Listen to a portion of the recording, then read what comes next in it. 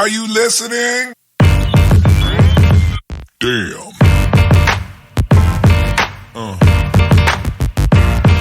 Yeah. Yeah. Yeah.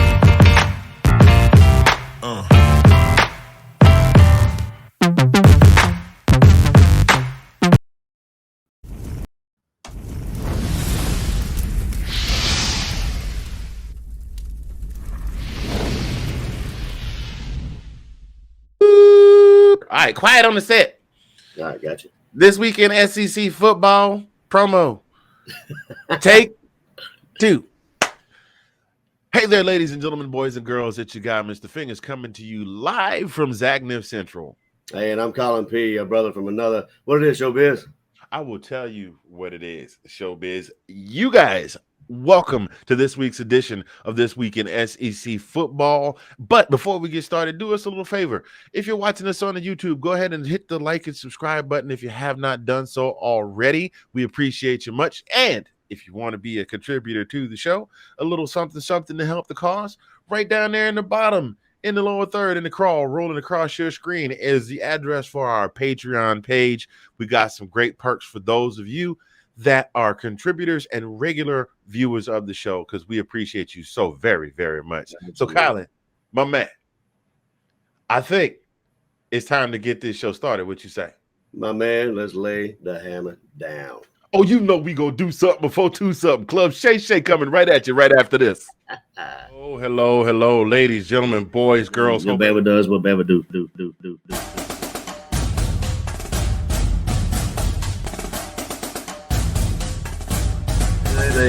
They were giving Alabama, like Alabama was this. If Alabama didn't lose their 2 starters. Does not show up that day, Dude, or was it you watch the same? systematically? Or it's offense, more like I've noticed it's more of a passing.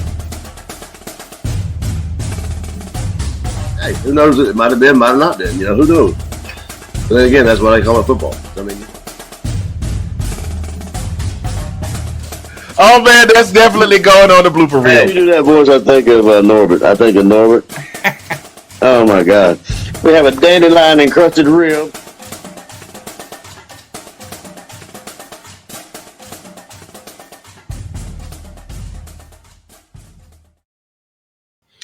Hello, everybody. How you doing? How are you doing? How are you doing? What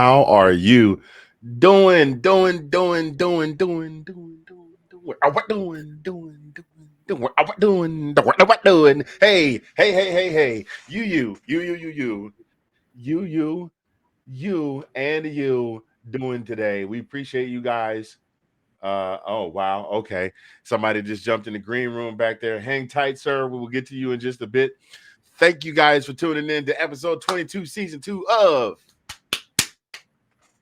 This Week in SEC Football. I am Mr. Fingaz, the number 1 dog in the dog fan in OKC, coming to you from Zagnif Central. That fella over there, that brother right there, the sexy Mother Hubbard, the brother from another, the ace of base in the place, in your face. I am very happy to be here.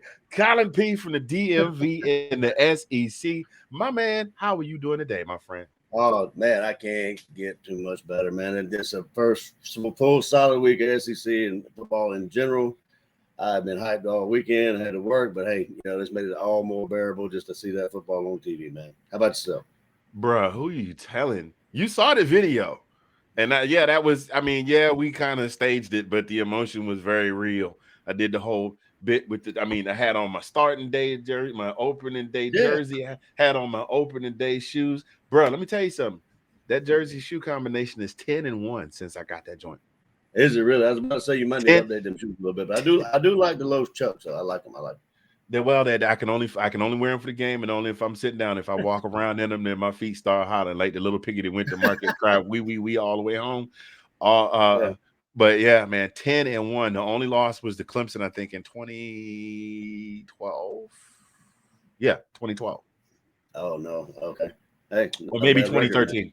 Not a bad record at all. The game day opening shoes. Those of you that are connected to me on social media, you saw it. I just have a generic number 11 jersey and then a nice looking pair of low chucks with the G on the side with the red and black color scheme on there. They are so dope, dope, dope. And the only time I wear them is for the opening game of every season. And the boys did it in big fashion. We're going to talk about that in a minute. But my neighbor has his family, my next door neighbor's family got together, and the brother dropped off. He texted me, said, meet me in the driveway. I was like, oh, word? He's like, yeah, we got some food for you. I was like, word. My man's got a pickup truck length smoker grill combo. The kind you hitch to the trailer of a truck and tow around. Oh yeah. That uses real wood. And he said he had that thing burning all day on Friday. And I opened that thing up. Man, it was half ribs, half burnt ends, and then it was some wings thrown in there. And I was like, my dude, the ribs are already gone. Suffice to say, the ribs are already gone. Yeah, I would imagine. I'd imagine you put a dent in a bunch of that real fast. Bro, a dent, he say. Rather large dent. Yeah, man, boy, let me tell you what. I texted him. I told him the ribs is gone before he came back from his family function. They were definitely back before he came back with his family function. So for those of you that are joining us, we would like very much if you would take a moment to give the video a like. If you're watching on any type of platform, that being Twitter, YouTube, where you can click the subscribe button, please feel free to click the subscribe button. Those of you that are watching right now, share it with your friends. Let them know. Anything helps the algorithm. We appreciate you very much. We're going to get into it, and we got a lot to talk about today. So what we're going to do is we're going to go ahead and put this word out from our homie, our number one sponsor for season 2, and we will be right back. You guys, hang tight. Yeah.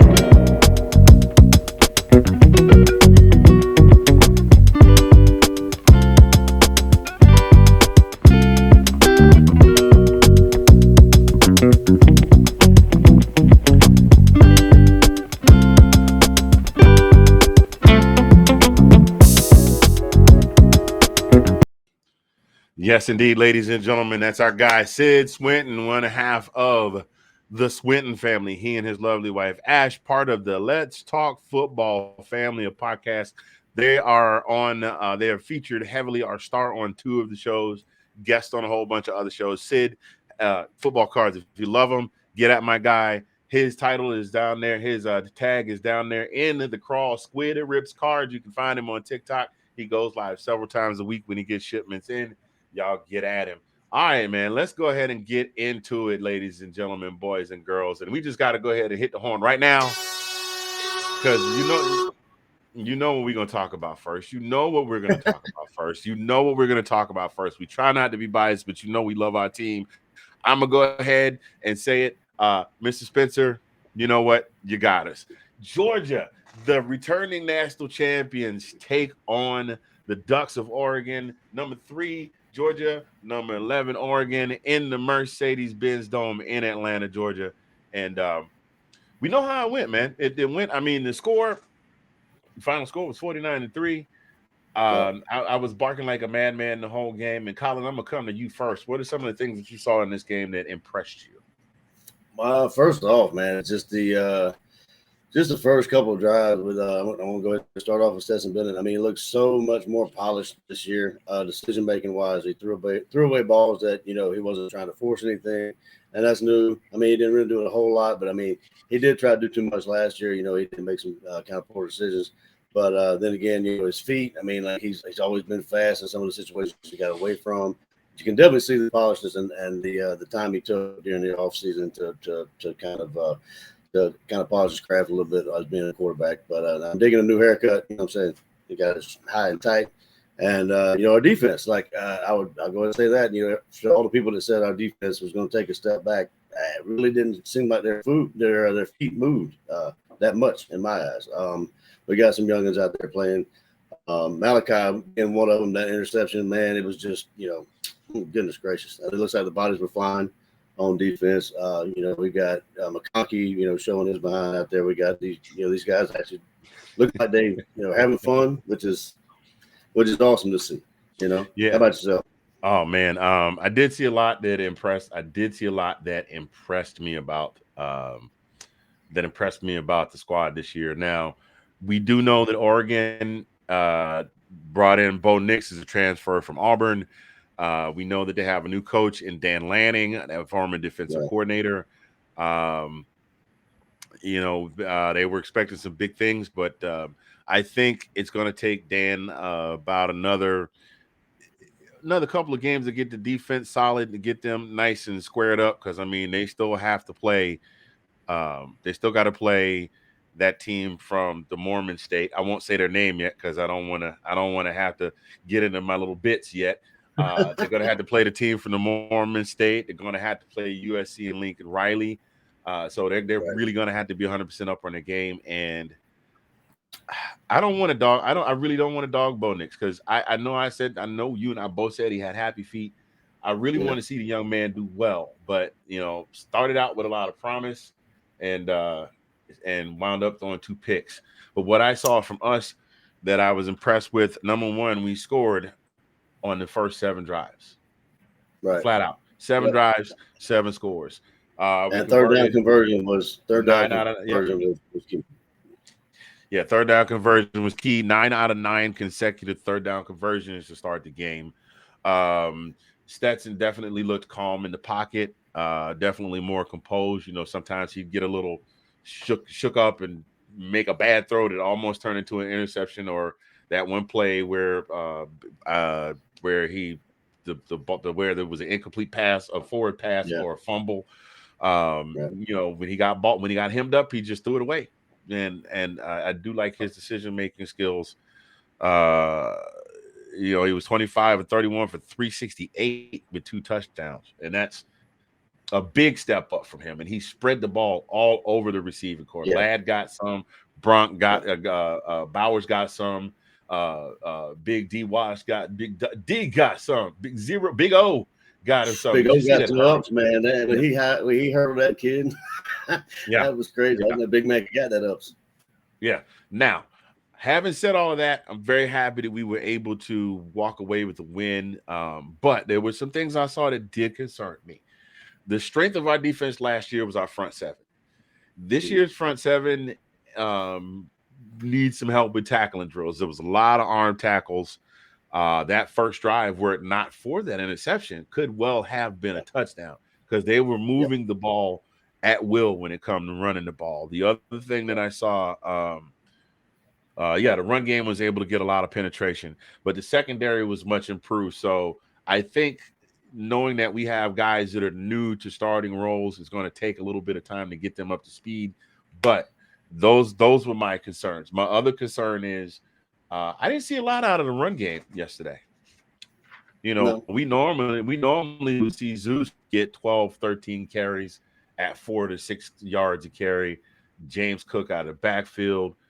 We did see a little bit of Milton McIntosh. They did let Robinson get in the game a little late, but that was the other thing. Like, where was we were doing fine. We didn't really need the run game for this game, but you and I have both seen the schedule, and we kind of have an idea of what we think, how we would like for it to go. But as all of these rosters tighten up over the course of the season, we're gonna need that run game. We're gonna need that. I think they relied heavily, which was working. Don't get me wrong. The Deacon, they were just dropping passes. You can't forget Durkin. That's right. See, and it was working. Why deviate from what's working? Why fix what ain't broke? But that's where our run game kind of took a hit. We were still getting the ball to them, but just flat out just a dump off, and then they were getting a 3, 4, 5 yard pass and turning it into 20. And they were breaking away. But to your point about the defense, I don't think we had a sack. Do we have a sack? We couldn't get to Bo Nix. I don't think. We didn't break through the line. Like I said, that front seven needs to tighten up, definitely, because that was a huge game changer for us last season. Sure. Now there's a fan theory that I found was very interesting about that. We're going to touch on that, and then a couple more points. We're going to move on to the rest of the recap. There was a fan theory, and it says this. Just wanted to say this. After rewatching the game a few more times, I realized one thing. That game against Oregon was a genius recruiting move. We are known to run the ball. Our leading rusher had 50 yards. we showed everyone that we can have a place for wide receivers, because that's always been the big thing. We get the 5-star receivers, we don't use them, you know. Oh, by the way, Eric Gilbert was out there. I was glad to see him back out on the field. Yep, he sure was. It said we all know we can run the ball. We just let every future recruit that they know that they will be fully utilized. Are we perfect? No, but we're headed in the right direction. Hashtag Go Dogs. So I don't know what to say about that, because, you know, fans come up with different theories, but we know Kirby seems to be developing a knack for having a little something extra up his sleeve, and who the heck knows.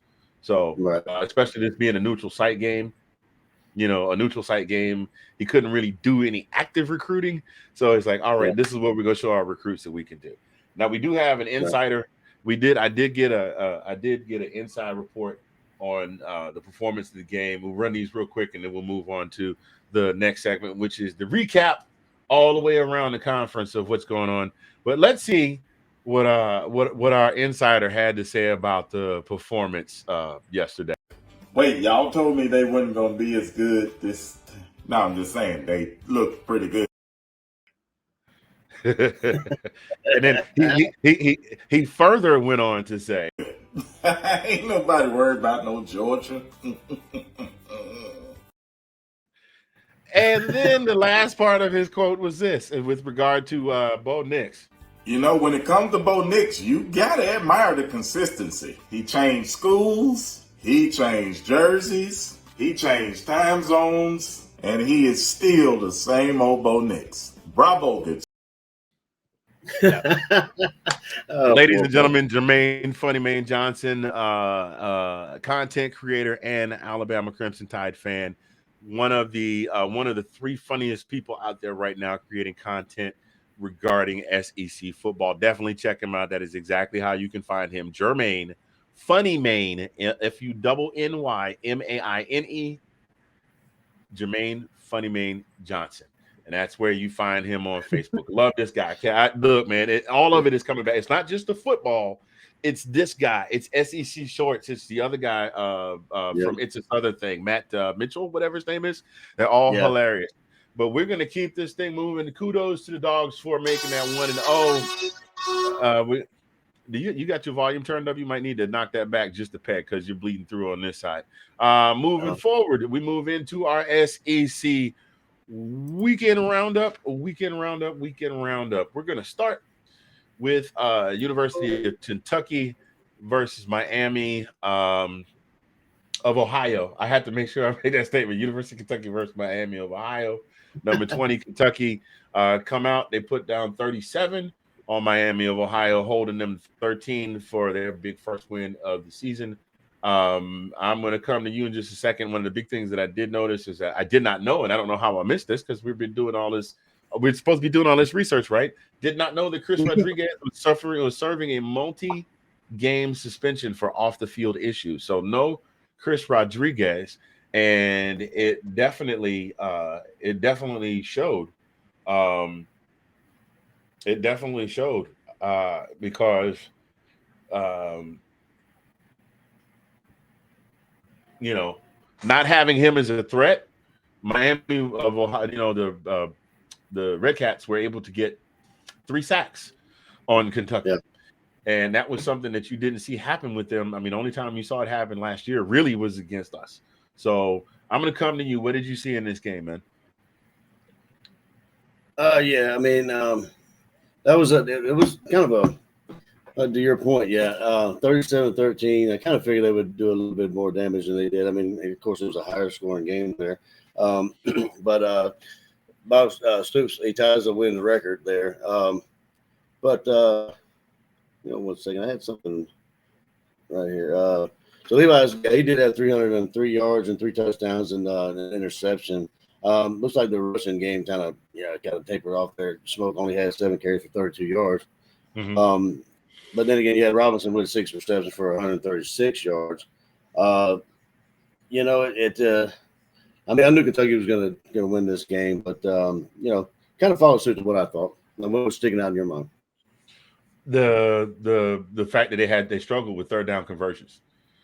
Yeah. They didn't have very many during the game, but they definitely struggled with those. And we all know in in football, particularly in college ball, at the speed at which the game is played, especially in this conference, that those third down conversions are crucial. They were only able to convert twice out of 8, and that was pretty much it.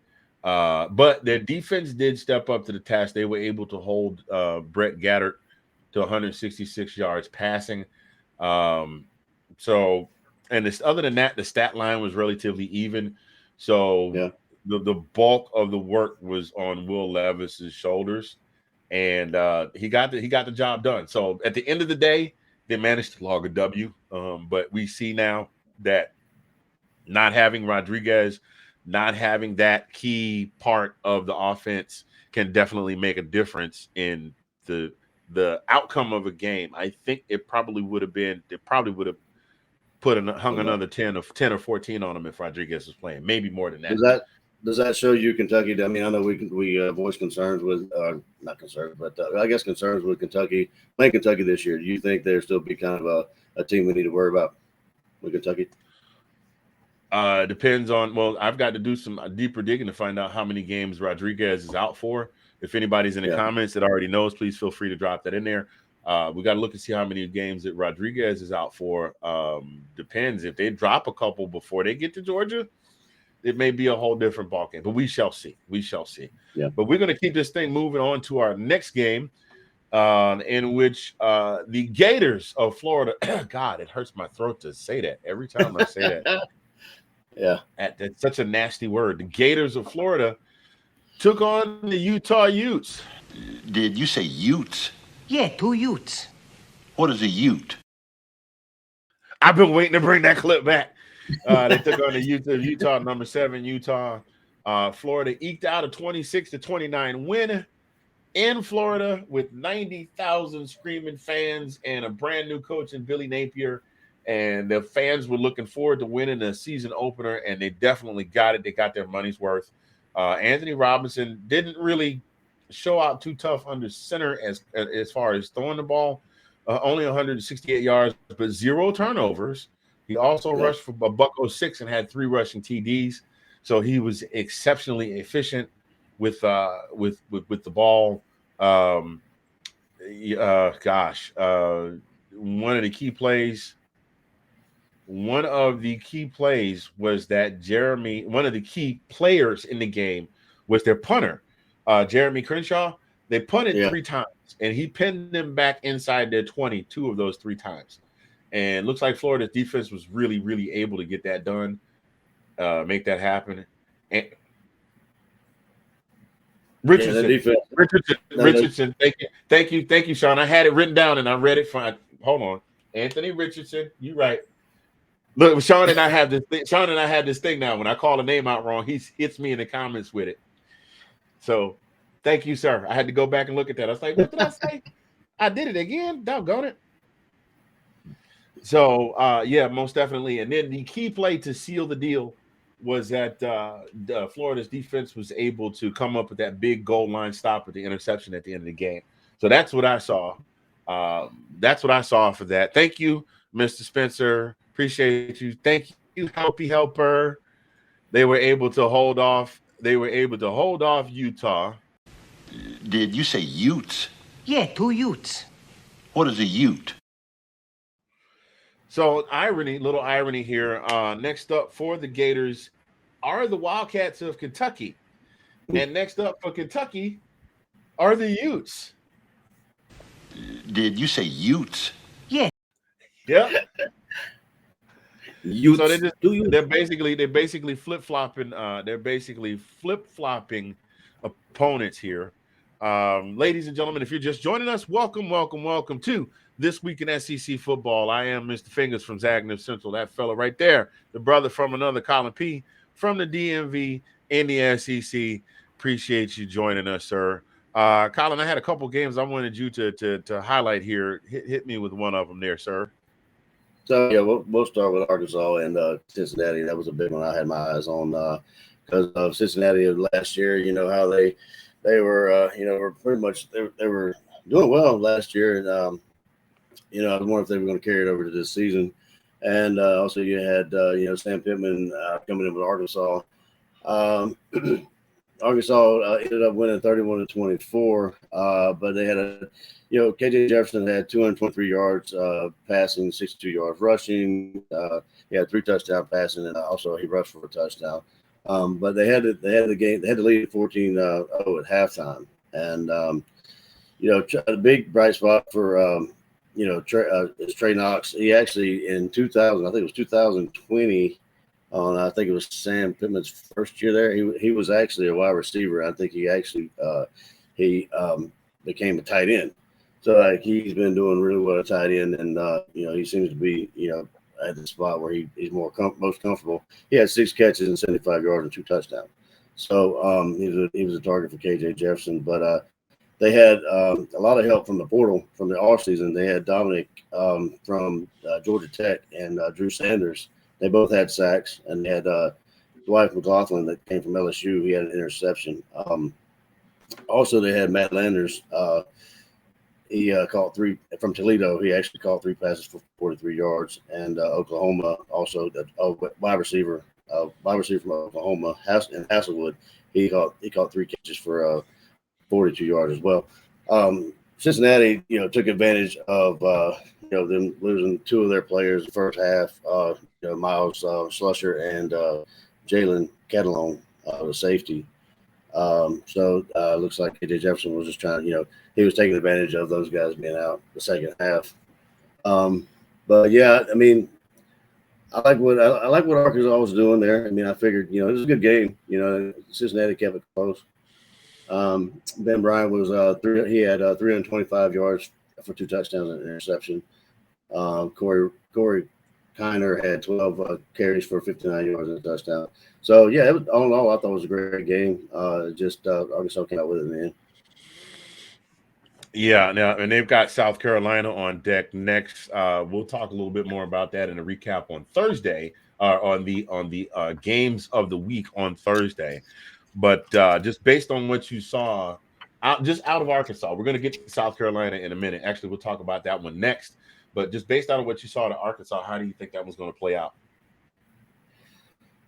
Well, I mean, I don't know. I mean, like I said, this wasn't an SEC opponent. I'm not sure how they're going to fare against the West. We were talking about them how they were going to fare in the West.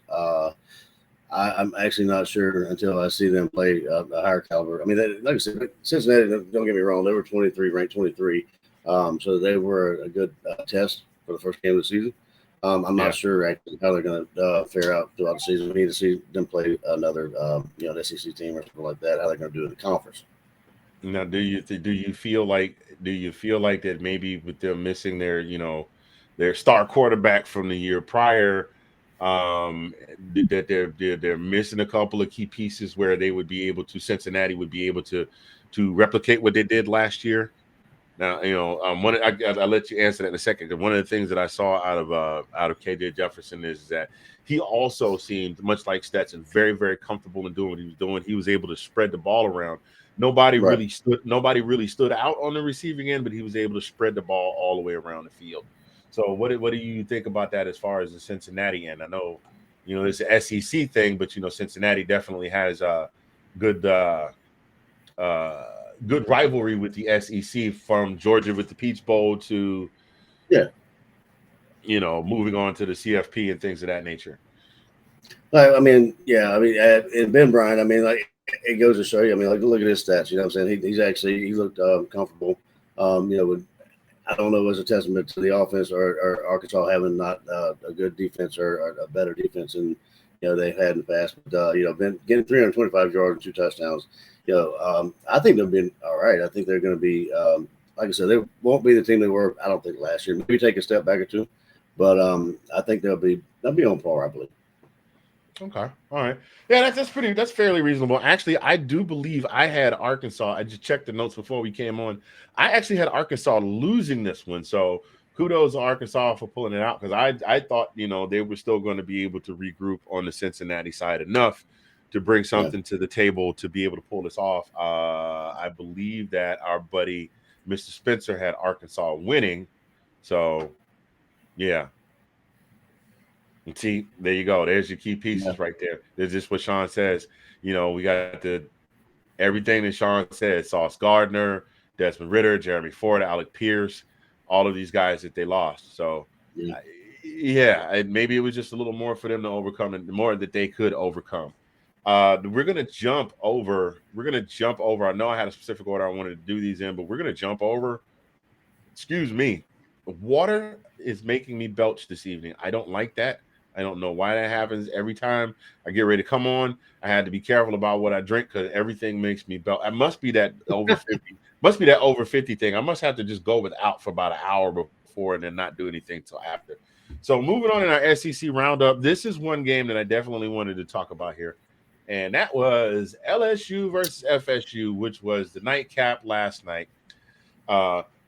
Brian Kelly, we know everything, all of the subterfuge with him leaving announcing that he was leaving after the season was over, getting Marcus Freeman as his player. They named Marcus Freeman as replacement, him coming down, all the shenanigans with him and the pictures with the candidates and the fake Southern accent. And they just fell a little bit short up against FSU. It was a hot mess. You're absolutely right. And I think you called that also too, Mr. Spencer. I'd had to go back and look at the notes, but you're 100% right. Brian Kelly falls short. Now, here's the thing that stood out most to me about this entire thing. Not just the fact that LSU doesn't look much different than where they left off at the end of last season. It was what Coach Kelly had to say when he was during the halftime. And let's go to the sidelines and see what he had to say. Opportunities there in that first half, but you're only down by 4. What was your message? We can't play any worse than that, I don't think. I mean, it's my first game. Maybe we can. Wait a minute. Let me play it one more time in case you missed. Opportunities there in that first half, but you're only down by 4. What was your message? We can't play any worse than that, I don't think. I mean, it's my first game. Maybe we can. We can't play any worse than that. I don't know. It's my first game. Maybe we can. He completely threw his team all the way up under the bus. So all of the posturing and the posing and we're doing great things and we want to bring the culture back to LSU of winning and 2 quarters of football and he threw his entire squad under the bus. Yeah. That was very surprising for him. I mean, for me to hear that out of him. I mean, I didn't think he had that kind of. I mean, when he was at Notre Dame, I never heard that kind of attitude. You know what I mean? I don't think, not that I can remember. But that leads into I don't know if you want to get into this early, but I mean, they already have one of their wide receivers trying to get in the transfer portal as soon as tomorrow. So I know what you're talking. I know what you're talking about. That was a joke post on Twitter, but yes. Oh, was it a joke? Yeah, because he came back later in the comments and said that's just a joke, but LSU do be trash though. Because I saw it too. Everybody's talking about the fact that Keyshawn Boutte has basically de-LSU'd his entire Twitter. Apparently dissatisfied. I mean, he only had what did he have? Only 40 yards receiving, 20 yards in the entire game, yards. And the bulk of that was during that last drive to try and win the game. Yeah. I got that one right, Sean. Thank you. I beat you to it. I know his name. Thank you, though. I appreciate you for looking at me. My brother, I know you got me. But LSU this was supposed to be the resurgence of LSU with bringing Brian Kelly in, and they were saying that, debate is he a good enough coach to coach the SEC? Well, he's coached all these guys in Notre Dame, and he's coached 10-win seasons, and yada, yada. And with having unlimited talent and unlimited resources as opposed to Notre Dame, then he would be able to do this, and the third. And that first game, I mean, you had a punt returner that muffed 2 punts. The saving grace for them, even though they didn't win the game, the saving grace was that Norville turned around and tried to do a toss. He tried to do a pitch on the goal line. I mean, what are you doing? Yeah. Everybody's right there. It's not like they got to build up a good head of steam to be in the backfield, to fumble and give the ball right back over. Valiant effort on the part of LSU to move the ball down the field. Just couldn't get it done, but there were just too many mistakes. I mean, let's be real though. I mean, like they were. I mean, I mean, didn't you think they were out of it? I mean, they actually came. They made a valiant effort just to get back to almost tie the game. I mean, without a missed extra point, I mean, they would have tied the game, went to overtime. You know what I mean? Yeah. And I think it was 20 points scored within a minute. I mean, like like a minute and a half. You know, 20 points were scored. You know? Yeah. Okay. I got you, Mr. Spencer. Yes, I know I know the other coach needed that W, but I mean, I'm not. But then trying again, to that goes to FSU. That goes to what we were talking about FSU about how and let's talk college football about how FSU was going to be better than they were last year, and that showed a little bit. And that game is crazy to me because it looked like those boys were hitting. I mean, like it was a fast base. They were beating the hell out of each other. As a matter of fact, there were 2 consecutive plays early on in the game where 2 players wound up going out hurt. Yeah, I don't doubt it. And they were beating it. They were beating each other and beating each other and beating each other. But when it comes down to it, it's sometimes when the adrenaline is high, it is week 1. Everybody's because you've been waiting for this since last year. You want to come back out and redeem yourself for the previous year. And, but for a couple of muffed punts, the game could have gone a different way. But for sure. But here's the thing. Here's the thing is that at the end of the day, when you come in with all of that hype, the hype that they brought Brian Kelly in, you look at how Norville came into Florida State versus how Kelly came into LSU. When you come in with the hype train, if you bring in all that noise, you got to be prepared to back that up. And wasn't able to back it up this week. Now the question is now going forward, how does LSU, how does Brian Kelly as a coach motivate his team to, hey, look, game 1, we still got a lot of football left to play, and get out there and get out there next week and make this thing happen? Because next week, LSU's playing Southern University. Okay, they're playing an HBCU. But we've seen that these HBCUs are starting to step their game up. And maybe 2-3 years ago, you go beat up on Oklahoma State. I think went down to Savannah State and hung like 80 on them in Savannah State Stadium, which we expected. It was a money game. But now you're seeing these HBCUs that are on the come up, and like FAMU in week 0. So we shall see what comes of that. So, ladies and gentlemen, we're going to take a very, very brief pause for the cause, and we're going to let you guys know where you can catch who, what, when, and where as far as the Let's Talk Family Football Let's Talk Football. God, I do it every time. Let's Talk Family Football. Let's Talk Football family of shows is concerned. And then when we come back, we're going to have a special guest to join us. So you guys do not go far.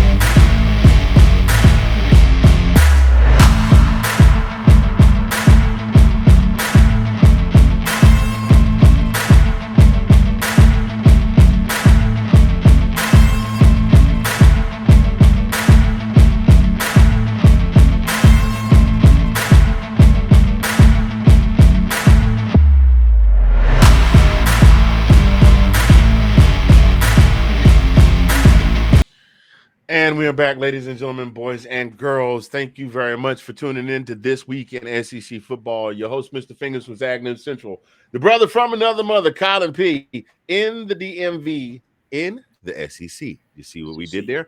All right, ladies and gentlemen, we got during our last show, we got pinged a lot from one of our LTF family members, and they were peppering us with questions about what about Maryland and what about this and what about that? And they dropped a very interesting nugget in the comments. that we wanted to have them on to talk about. So, ladies and gentlemen, at this time, I would like to bring to the forefront. Let's see if he's there. Are you there, sir? What's up? What's going on? Ladies and gentlemen, the Maryland Terrapins numero uno fan in all things WNBA insider, expert on all things WNBA. No lie, this guy does. How many shows a week do you do, man? You do like 8 short shows a week, sometimes 2 a day. Something like that. Our homeboy, the one, the only, Nathan Snell. Thank you for joining us, sir. Appreciate you for hanging out with us today. I said Nathan Snell, audience. That means y'all supposed to clap. Much better. Goodness. Better. Thank you for having joining me. us, sir. Yeah, Thank you, man. man. We wanted to have you on because we had to have you talk about this thing, man. That you dropped on us, man. So you have a very interesting candidate that you think will win the Heisman Trophy this year, or should be in consideration. It should be in consideration, not win, but should be in consideration. Okay. So I'm gonna let you. I'm gonna let you have the mic. Give you a couple minutes to talk about this and chop it up and let people know what's on your brain. It's no secret that I followed the University of Maryland Terrapins since I was in diapers. I've caught the Ralph Friedgen era and then the DJ Durkin era painfully. I like the direction that this new Maryland program is going in with Coach Mike. Last couple years, you could clearly see where the program is heading in a good direction. And last year was the start of great success with getting our first bowl game since 2010. They're bringing in recruits like Jacob Copeland from Florida, 4-star recruit. Pretty much a lot of guys coming back from last year, the offensive line in particular. Those guys were back. On the defensive side, we got a 4-star defensive end. I can't remember what his name is off the top of my head at the moment. When I look at the offense, Maryland's wide receiving core, I think can definitely be a top 10 receiving core in college football. I'm not going to say, no, I'll take it back. Top 20, top 15, top 20, I'll say. With Dante Demas, Rakeem Jarrett, Copeland, and then Deshaun Jones. And then you got a guy in Taulia who's broke Scott Milanovich's single season record. Well, he's tied it, the most touchdowns in the season. He's probably, I'll say, the most consistent quarterback we've had, I'll say, since C.J. Brown. Mm-hmm. The program's going in the right direction. So, a lot of his success, I think our success offensively is predicated on the game, on the type of performance that Taulia has.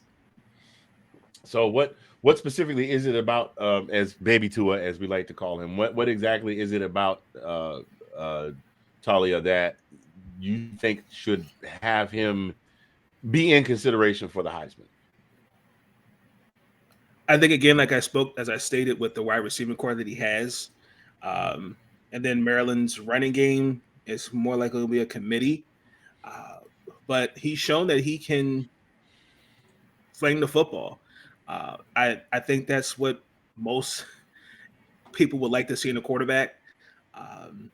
He's a leader of men. He is what most teams would want in a quarterback.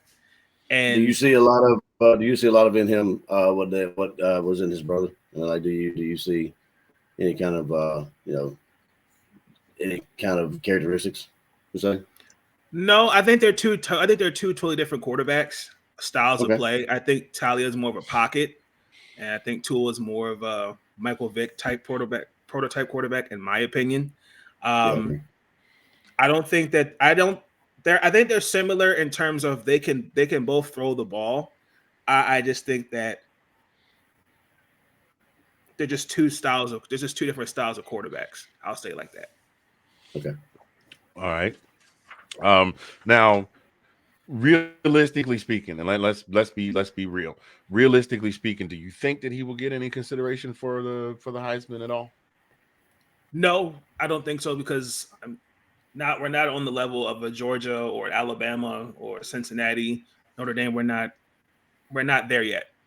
Um, we're a couple more years from being there, so I mean, I do think that he shouldn't be ignored in terms of, oh, okay, that like I think if Maryland continues the success that they have, like his name could be, but his name's gonna be thrown in there. Like, oh, he could be a potential mid first round, late first round quarterback.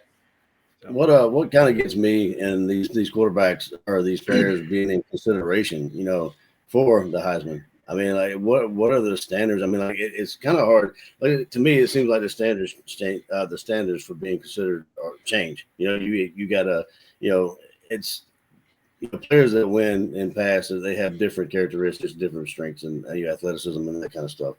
But it just, do you think it's more bias? I mean, like who wins like the Heisman, like per conference or per team or anything like that? I mean, rhetorical question. I'll jump in on that one too, man. I mean, it's obvious that the big name programs, if they have any kind of breakout star, if Georgia has a breakout star, like a big breakout star, if Bama has a breakout star, Ohio State, Michigan, the big name marquee programs, if they have a breakout star, those names are already in consideration for. Yeah. Those names are automatically thrown in the hat. Meanwhile, you got other guys that would be equally as deserving that just don't get those looks. I did want to ask this question here of you that we got from the crowd. Sean posted, said that Tua was judged for having accuracy issues. You think that he and Taulia are similar or no? No, I think they're two different, like I said, styles of quarterbacks. I think Taulia is more of a pocket passer. And as I stated, Tua is more of a Michael Vick type quarterback. Okay. Prototype, I should say. Okay. All right. Got another comment here. It's a little bit long. I want to show it, but it'll cover your face. But it's for Sean and saying that Taulia will have the kind of year that will gain him the attention. That Pickett was a candidate for Pittsburgh and Walker for MSU. If you have a dominant year and win money games, they'll show love. Now, in the era of where doggone near every Division I game is aired on TV, that is 100% true. Another question here: what do you see as Taulia's strengths, like outside of just his, like you mentioned, his style of play, like him being more of a Vic prototype? Like what does that contribute to his strengths? What are his strengths that contribute to his offensive line and his receivers?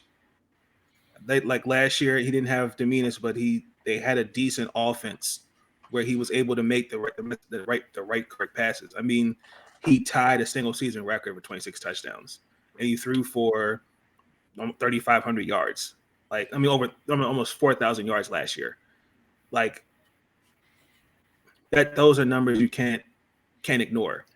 So do you think that's attributed to like his protection? Like now you said offensive line. I mean, he's getting the protection that he needs to get and to get those numbers. I agree. So if you had the line the two, put them together, who are the two of them would you say would be the more accurate of the two brothers as far as a passer? I still will go with Taulia. Okay.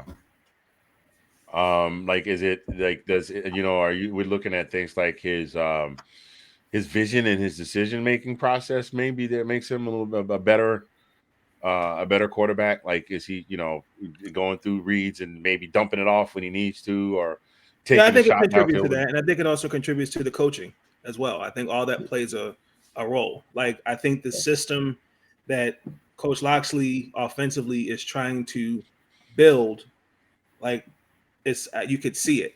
Like, I think they all make each other better. I think adding Copeland, I think Taulia can make Jacob Copeland look better. The running game, even it's going to be more like by committee. I think everybody offensively is going to make each other better. So. Okay. All right. Well, sir, we would love to have you stick around for a while if you can. We're going to jump back into finishing up our SEC weekend roundup, and we're going to kind of go rapid fire with this here, as Sean likes to say. We're going to go kind of rapid fire here, and I'm just going to throw these at you guys and have me give you your opinions. We're going to talk about the obvious one that we haven't touched on, and that is Utah State versus Bama. Bama, of course, 55-0. It's not anything we didn't expect. Is there anything in this game? This is be an easy one. Is there anything in this game that we saw that we didn't expect, or was there any disappointments or shortcomings that we saw out of Alabama in this game? Let's go to you. Colin. No, I mean, like, it just, I mean, with Bryce, pretty much slinging the ball at will. He had 5 touchdowns and I have 6 total. We ran for 1. Utah State couldn't do anything with them. So, I mean, there's nothing really I can add to that. I mean, it's just it's what we thought was gonna, or what I thought was gonna happen. Alabama pretty well took care of them. I knew it was gonna happen. Yeah. All right. Well, thank you, sir. We're gonna move on to the next game here. Ladies and gentlemen, Vanderbilt is 2-0. I'm gonna say that again for those of you in the back that didn't hear it. Vanderbilt is 2-0. Now, granted, they played Elon College, but and Elon put up a few more points, but Vanderbilt managed to run up 42 points on Elon. They won by 11 points. It's another double-digit win for the Commodores. Mike Wright, another outstanding game, 245 yards, 4 touchdowns with 2 rush touchdowns on the ground. Nate, any insight on this? Anything that you saw, didn't see, was impressed by, was concerned for? No, I mean, the first 3 games for the season for everyone is like the preseason. I'm surprised that Vanderbilt didn't put more points on the board. Yeah, I mean, the way they were playing, the way they played in week 0. But I mean, just the fact that Vanderbilt has played 2 games and has totaled over 100 points. And yes, Mr. Spencer, you did call that one. You did say you could see them being 3-0, possibly 4-0 by the end of the 4th game. You did say that. I don't know if I had them winning that game. I think I may have had them winning that game just because it's Elon College. Elon is one of the schools that Savannah State normally plays. Let's see. Moving on to this next game, Colin, coming back to you. Troy and Ole Miss. Ole Miss wins by 18 at home. What do you got? Yeah, no, I mean, I like I said, I figured Ole Miss would beat Troy. Nothing really stood out to me. I figured, Ole Miss probably would have, should have beat them a little bit bigger than what they did. Nothing really stood out. I mean, Ole Miss played like I thought they played. I mean, they would play. Yeah. Now, one thing, Jackson Dart did not really show out. They were just over 500% on 3rd down efficiency. It looks like he didn't have a ton of attempts. Only threw the ball 27 times. Got 154 yards and a touchdown, but 1 interception. So, do you think maybe Nate? Do you see this as maybe a case of again, with a kid getting a case of the jitters, playing with a new team and a new coach, and et cetera, coming in off the transfer portal? I mean, that's going to happen with any team. Chemistry is always going to be an issue the first couple of weeks. So I don't think it was jitters. I think it's just chemistry. They're adjusting to him, and they're adjusting to him, and vice versa. So I give it like another week or so, they'll be fine. Yeah. And okay, moving on to the next game, Mercer at Auburn in Please Help Me Save My Job series. Auburn hangs 42 on Mercer. I would really have to go back and look at this, but I think that's probably the big fat point total for Auburn within from last year to this year. 42 points and a double-digit win. I mean, they won by 26 points. Now, they are playing Mercer. I did say that Mercer did have a good record. Mercer will be all right within their conference. But they held Fred Payton 197 yards in the air with 2 touchdowns. They only managed to muster 74 yards of rushing. But on the flip side of that, TJ Finley did not really do a lot behind center. He only threw for 112 yards and he threw 2 picks. But the bright spot of the Auburn was their rushing game. Tank Bigsby, big game. This is the big breakout game we were waiting for. 147 yards and 2 touchdowns. You had Jarquez Hunter with 3 touchdowns. So 5 touchdowns on the ground, 2 in the air. Very impressive win by Auburn. Brian Harsin lives to fight another day. So, gentlemen, I pose a question to you. Does this call the dogs off for a week, or do you think they're still looking at it and they're probably still looking to get rid of him by the time all is said and done? Come to you first, Nate. I still think his seat is hot. Oh, it's definitely hot. I'm just asking, like, does it buy him a little more time? Does it at least give him a couple more feet in the leash for next week? Or are they still got him on a tight leash? I think he's on a tight leash. I think he's got this season to figure it out. If they don't do anything, it's a wrap.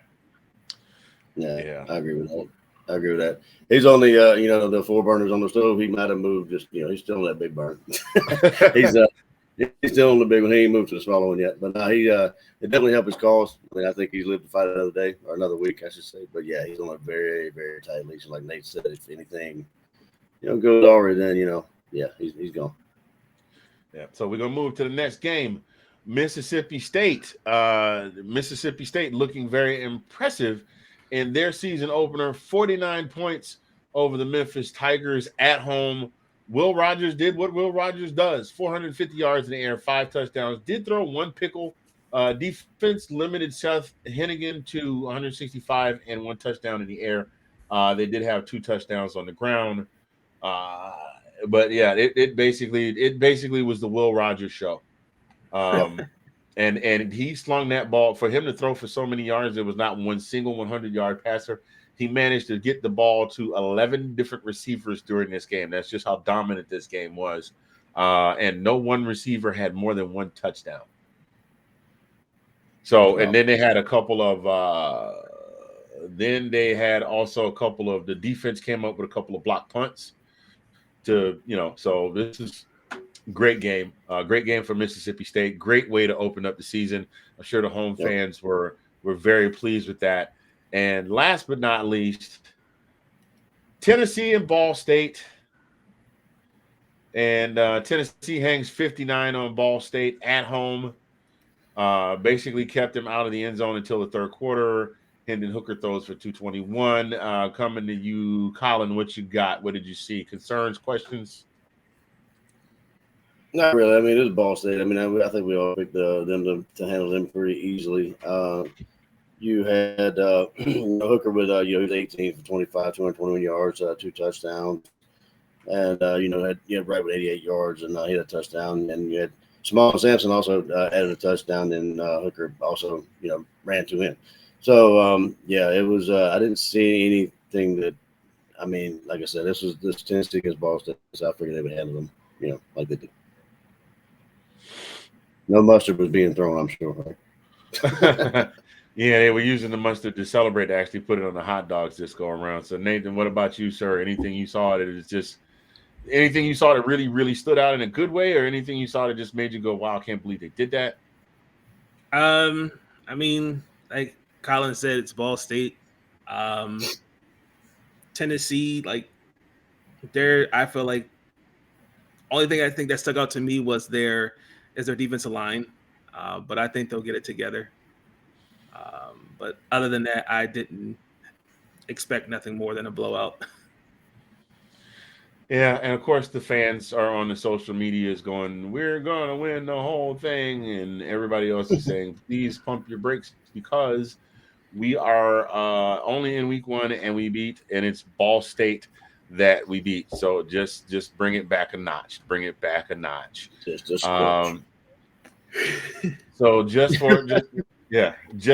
skosh. So next week's lineup that we'll be talking about, Collin and I will be on Thursday. Nate, you're more than welcome to join if you would love to. Alabama will be taking on Texas, South Carolina versus Arkansas in an SEC matchup. Vanderbilt welcomes Wake Forest to Nashville. Missouri travels to K-State. Those tricky Appalachian State guys are going to play Texas A&M. Tennessee visits Pittsburgh. Samford comes to Sanford to play the Dogs. Kentucky plays in the Swamp against the Gators. Central Arkansas visits Ole Miss. Auburn welcomes San Jose State. LSU welcomes Southern. And Mississippi State travels out to Arizona. And we'll be talking about those games on Thursday. Collin and I will. So you guys make sure you watch for dates and times as to when we're going to come on. We're going to move into our next segment here. We actually did pretty good getting through that. We just got a couple more segments here we want to get through. Players of the week. Nate, I know you weren't really necessarily prepared for this, but we want you to participate in this. Players, who do you see as the players of the week on the SEC side? I know you definitely watched that Maryland game. Who did you see that stood out to you? Players of the week, Bryce Young. I would have said LSU's offense, but they disappointed.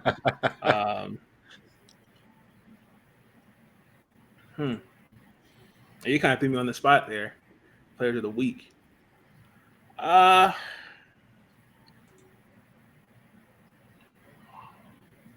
gotta think about that one. You definitely threw a curveball at me on that one. Okay. Well, Collin, I'll come to you then. We'll give Nate a minute to think about it here. Well, yeah, there were several. I mean, I got to give it to Bryce. I mean, anybody can throw up, or put up 6 total, touchdowns, and the amount of yards he put up. Of course, I'm going to say Stetson because I mean he actually, like I said, he looked very polished. Even though it was an Oregon team that probably was a little bit overrated, but we didn't know before the ball was snapped. But he looked good. Our defense looked good. I would say, all right, I'll go ahead and say Burton. I'll say, Burton actually for Alabama, he actually he played pretty well for them. Those are about the 3 that I see. Okay. I'm sure there are more I'm missing, but those are 3 I'm talking about. Well, here's what I got, and here's what I'm going with. I'm going on the defensive side with Bumper Pool from Arkansas. Yesterday, the boy had 13 tackles. The boy had Saturday, 13 tackles and a tackle for loss. That's insane. There's some players that barely have that many for the whole season. He got 13 tackles in one game. That man was putting in overtime. I'm also going to roll over to Nashville, and as much as we dog Vanderbilt, I am stoked and excited. I don't know what the rest of the season is going to bring, but I'm excited for Vanderbilt at 2-0. I'm going to go with the quarterback, Mike Wright. He is in 2 games, 31 of 50 for 391 yards and 6 touchdowns, passing at 247 rush yards with 4 TDs. So altogether, he is already accounted for in a 7-day period. He has accounted for 600 yards of total offense and 10 touchdowns for his team. And that is something that the reason that is even all the more impressive. Yes, there are quarterbacks that do that, but this guy is doing it at Vanderbilt, and they are winning. And they are winning by double digits. So I'm happy for them. They need to slow their roll before we play them because I don't want no mess. But I'm happy for Mike Wright is balling out. Those are my players of the week. Nate, I'm gonna come back to you. Did you come up with anybody else you wanted to throw in there? There's a wide receiver. I think he goes to Arizona. I would say his name's like Jacob Counting or something like that. I think he had like 150 yards and 3 touchdowns. I think they beat San Diego State. It was like 38-20, something like that. Mm-hmm. Obviously, he could put player of the week. Then you could say Anthony Richardson as well for player of the week. Yeah. Now he was actually granted. I think he was SEC Player of the Week. I think he was granted SEC Player of the Week honors. And I did have him in my honorable mentions. I also had Will Rogers, Bryce Young, and Anais Smith from Arkansas. Had 164 receiving yards. Will Rogers, of course, we went through those stats, and Anthony Richardson put together a very solid. It wasn't the numbers were not gaudy, but he put together a very, very solid performance. This is the guy that last year under pressure would cave, and we saw some of that. To get to some of these comments here. Sean, they're not as bad as we can. No, I'm not saying that Vanderbilt is bad this year. What I am saying is that Vanderbilt has historically been when we talk about the season opener cupcake teams that the SEC teams beat up on, Vanderbilt is normally the cupcake team for somebody else's season opener. Vanderbilt is normally the team that other people were hanging 20 and 30 on. I'm not saying they're a horrible team. This year they have shown much improvement, and I'm actually stoked for them. I'm giving them props. I'm not saying they're crappy. I'm not saying they're a crappy team. They are an excellent school. It's just football has not always been their strong suit, and this year they're coming out strong, and I'm happy for them. Yeah. I did not bring out Spencer Sanders, Sean. I did see his stat line. I didn't catch that game. I did see his stat line. He was very impressive. Only reason I didn't pick him up is because I was just trying to keep it SEC based. But I mean, if we're going all the way around, then I would definitely put his name in there. Also, Sean Clifford. Also, Sean Tucker. I just kind of tried to keep my list a little brief and to the point because I knew that this segment was kind of coming along at the end of the show. And we're actually still not doing bad, guys. We're only a couple minutes over. So now what I want to get into is the play of the week. Anybody got a play of the week for anybody got a play of the week? I'm gonna go first. I'm gonna come to you, Nate, and then I'm gonna go after that because I think Collin and I have the same one, but I don't know. We'll see. The blocked field goal. Okay. Okay. That's play number one. Second play of the week was Mr. Hamby from Maryland, had 2 touchdowns. Okay. And Anthony Richardson. Oops, I didn't mean to do that. Sorry, I got the happy finger. Those are my 3 plays of the week. Okay, I only came up with one. I really only picked out one because I focused more on the players of the week. I just wanted to pick out a player of the week, but we can get into that. We can move forward, going forward with 2 or 3 plays of the week. As you know, Colin and I are both fans of the same team. We are happy that our team won. As we mentioned, Oregon was making a nice little move down the field. Bo Nix dropped in the pocket, looked to his right, saw what he thought was a wide open streaking wide receiver. And like I said, we've been struggling with some run D. We did like this game. We struggled with run defense up front in the front 7. But one of our DBs stepped up to the challenge. And he gets to watch, for me, this is my Usher Watch This Award of the week. And here's the play right here. Streaking down the field right there. And Malachi Starks with that interception to cut off what definitely would have been a play to set Oregon in good field position. As you can see, if he caught that ball and come down, it would have been inside the 10-yard line, and they will mark you very easily. So that is my that was Usher. Good defense. Yeah, that was my Usher Watch This play of the week.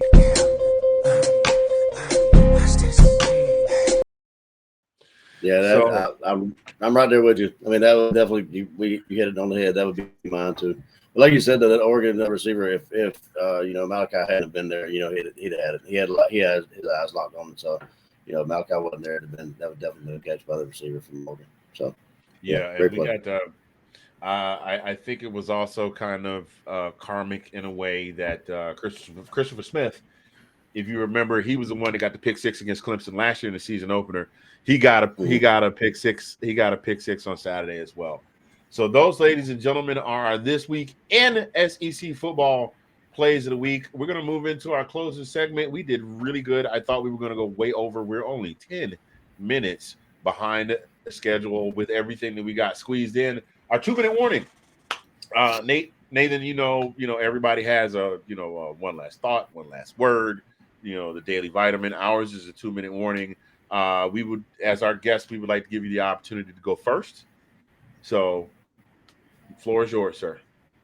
I get any one last word or anything, something like that. Okay. Yeah. It's along the same lines. Let's see. One last word. Be kind to one another. We all in this sports atmosphere can agree to disagree. I think sports we all have a passion for, especially when we talk this game, whether it's football, basketball, etc. But I think sometimes our emotions get the best of us, and like what I see, especially like we're talking basketball, I see some people getting in their feelings, and it's hard to really keep that line between being a fan and being a reporter. I think just being kind, but also to just respect other people's opinions. Yeah. Well, thank you, sir. Appreciate that. Thank you, sir. Colin, I'm gonna let you have the last word of the day. I'll go ahead and give mine. Um, Summer came and summer went. It's still summer until for another few weeks. But for all intents and purposes, as we know it, we are now winding down the last holiday of the summer. Football, being a fall sport, is now here. Baseball's been going on for a while. In another about 6 weeks, we'll be into the playoffs and deep in the thick of fall. The next thing you know, it'll be Halloween and Thanksgiving and Christmas, yada yada. Happy New Year. Um, just you know what? It's been a great summer. It's been a great summer. I mean, it's not like I did a whole lot this summer, but I got an opportunity to get to Virginia. And Nathan, the next time I come, I let you know. I want to let you know, just for the record, that place does do wings, but they also have some bomb chicken tenders. So no, seriously, I'd love to break bread with you there and have you check it out. I got you. Uh, just I don't have much. I just want to say thank you. You know what? I'm gonna keep mine short and simple. Thank you to you guys for giving me some of your time today. Colin, you and me every week, and Nathan, you coming on. I know you're a busy guy because you got a whole bunch of chopping and editing to do. Plus post game pressers and stuff like that. So I just thank you guys for giving me a little bit of your time today and joining in this whatever this madness is that we do, uh, just to show people how passionate we are about the sports that we love. And it's on you, Colin. Oh, okay, all right, yeah. I like to piggyback a little bit, but yeah, no, you know, on both of you guys, I'd piggyback on both of you guys there, but Nate, yeah, absolutely. Being a fan of a sport, you're supposed to basically get people together, to watch a team, or be it basketball, be it whatever sport, it's supposed to like bring people together. Sometimes it does get a little bit, dicey when you have, teams are fans of rivalries or what have you. But at the end of the day, you gotta understand it's a sport. You're not even playing the sport. You're a fan of that sport. Don't take it too seriously. It's the occasional banter. Yeah, you know what, that kind of stuff. It is what it is. But I mean, once you get to a certain point, that fine line, you said you step, a toe over that line, it gets kind of dicey there. And it shouldn't be that way. It's meant to, sports in general is meant to bring people together. And also, yeah, I couldn't be more happy or stoked that football's here, college football. And like Anthony, you said, I enjoy being part of Let's Talk Football family, getting to know new people, hanging out with people on the computer, and the chat, the chat rooms and that kind of stuff, the group chats and that kind of stuff. It's funny, it's hilarious, all the different kind of people that you get to meet and talk to. But yeah, that's pretty much my 2-minute warning. But yeah, being a fan is one thing. Just remember, at the end of the day, you're just a fan. That's all. 100%. That one gets the horn right there. The air horn. Thank you, sir. Appreciate you. Well, ladies and gentlemen, boys and girls, I do appreciate you. This brings us to the end of episode 22 of season 2 of This Week in SEC Football. We want to thank our illustrious guest, Mr. Nathan Snell. See, the audience got it this time because they saw me look at him like that Samuel L. Jackson meme where they say part of your job is to look at your children like this until they act right. They caught me looking. So we want to thank you. We want to thank you for joining us, Nathan. Nathan, tell everybody where they can find you, sir. You guys can follow me on Twitter. It's one Nathan Snell, Snell. You can also subscribe to my YouTube channel. Same, one Nathan Snell. I upload at least 1 or 2 videos at least a day, whether it's live or recorded. We talk football, basketball, baseball, college football, basketball, men's and women's. Be tuned in for greatness. Oh yeah, most definitely. Our guys out there doing it. Listen, when I met Nathan was doing 2 and 3 hour shows that didn't come on until 9 and 10 o'clock at night.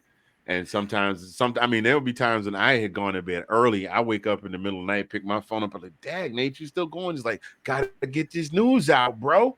Like, now obviously Nathan doesn't talk like that, but the man, dude, he's one of the hardest working fellas I see in this business between you, and just your work ethic with just constantly putting out content as a one-man show. Thank And you. I then appreciate that. Mr. Spencer on the other side, who is coordinating. He's like that meme of that guy with the map with all the strings and stuff in it, because he's got Let's Talk Football, Washington Football Weekly, Washington, Let's Talk Football in the Park, Let's Talk Football After Dark, Let's Talk Football on the Plane, Let's Talk Football on the Train. I love to talk football. Yes, I am. Yes, I love football. Sam, I am. Like he's everywhere. Well, Like, I give Sean Spencer. I definitely give him credit for help for getting me to where I'm in today. Because without meeting Sean, I don't believe I'm where I'm at. None of that's possible without connecting with Sean, and that's probably been one of the best blessings of my life is meeting Sean Spencer. Hey, I'm gonna tell you this. We would not be doing this right now if Sean had not made this suggestion. I was just coming off of a podcast that had been running for 4 years on the heels of a podcast that ran for 2 years on the heel of another podcast that ran for 2 years. And I was just getting ready to just do music and be happy. And he was like, hey, why don't you come on the show as a guest? And then he was like, hey, have you ever thought about you're an SEC guy doing this show? So then it was me and him and you. And then he's like, yeah, your boy Collin's a Georgia fan. Why don't you? And then he brought Collin in, and then he just, he basically was like the dad that's teaching the kid how to ride the bike that finally lets go of the training wheels and you don't even know he's let go. Like he just faded into the background. And that's seriously. And now here we are. So, brother, I know you and I clown you a lot. We joke with each other, but I appreciate you you got 3 people here on this show right now that appreciate you, and thank you for saying, hey, let's do this. You understand? Yep. So we appreciate you. So that's going to close us out for this evening. On behalf of myself, the brother from another mother, hold on, I got to give it to you. I don't know if you caught all the nicknames here, Nathan. So he is the brother from another, the sexy mother Hubbard, the ace of base in the place, in your face. I'm very happy to be here. Collin P from the DMV in the SEC. Yours truly, Mr. Fingaz from Zagness Central, and the man, the myth, Mr. Nathan Snell. We getting out of here. Nate, I hope you can hang out for a sec after we go off the air. We'll catch y'all later. Go Dogs. Go Terps. Go. There you go. Are you listening? Damn.